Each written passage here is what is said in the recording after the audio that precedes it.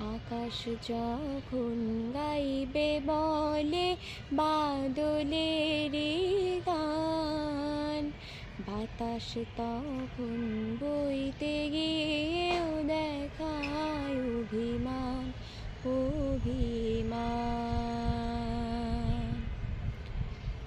আকাশ যখন ফিরতি পথে মন খারাপের সুর, বাতাস তখন নীরব চিঠি পাঠায় বহুদূর, বহুদূর।